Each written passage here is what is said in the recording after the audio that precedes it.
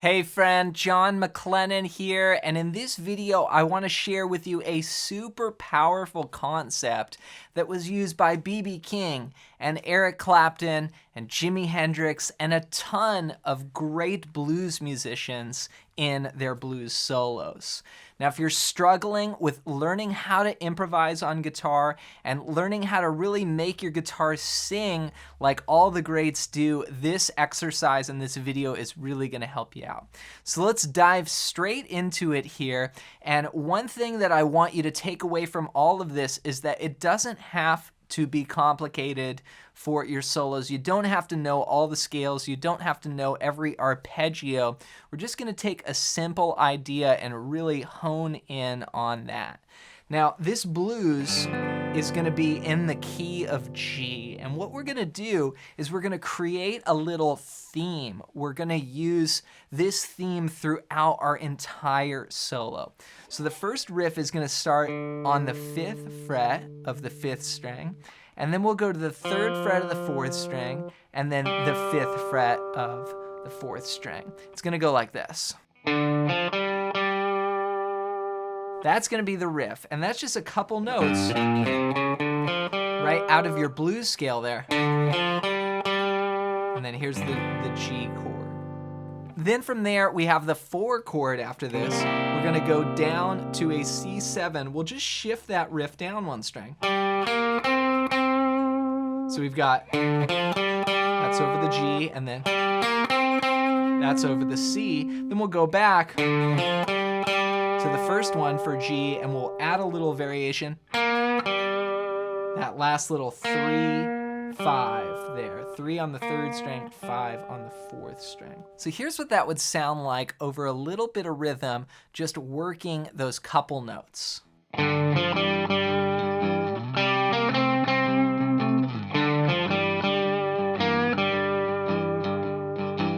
So you can see it's already starting to have a little character to it and tell a story. Now I'm going to walk you through the rest of this solo, but before we do, if you're new to the channel, I want to hook you up with an awesome resource. It's really going to help you out for your improvising and your soloing on your guitar. I put together this awesome fretboard guide that shows you the 5 chords and scales that I use to map out the entire fretboard.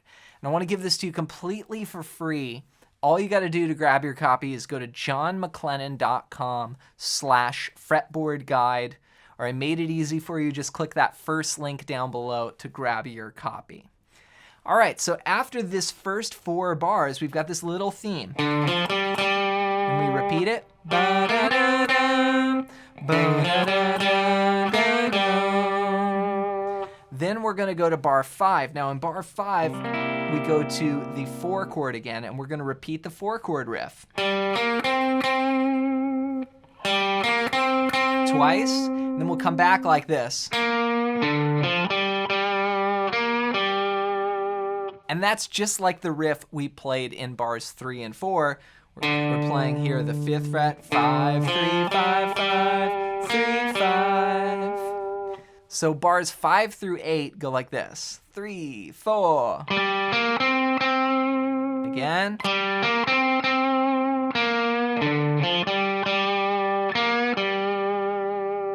And the whole idea is that we're using this ba ba ba ba. We're using this 1 and 2 and a rhythm and also a sequence of notes and really building off of that. So it's not just a random note here, a random lick here, and trying to piece it together and make it sound like you're telling a story. It's all using the same sort of rhythms and the same sequences of notes, and that helps glue your solo together. This can be done with fancy licks. This could be done with just 1 single note. The idea is this concept of gluing it all together. Then we're going to go to the 5 chord, the D7, and here we're going to play this.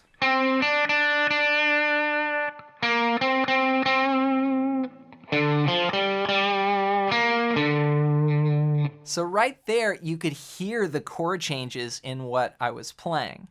You could hear the 12-bar blues form, that 5 chord going down to the 4 chord, back to the 1, in just the melody there. So what I played was the 5th fret of the 3rd string, and then the 3rd fret of the 2nd string. And then we're gonna go 3, 5, 5, 5 on the 3rd string. Then we'll finish with that same theme that we started with, but we'll add this at the end. That's the 3rd fret of the 3rd string down to the note D, which you hear this all the time in blues solos, like Stevie Ray Vaughan would go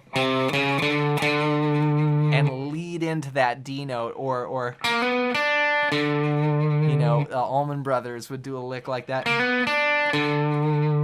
where they just hit the root note, the note D, over the 5 chord there. So we're in the key of G, you hit the note D. So the last 4 bars go.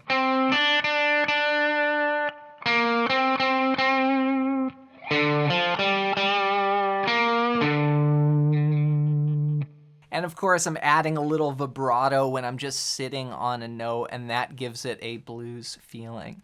Here's what it sounds like all together. A 1, 2, 3, 4.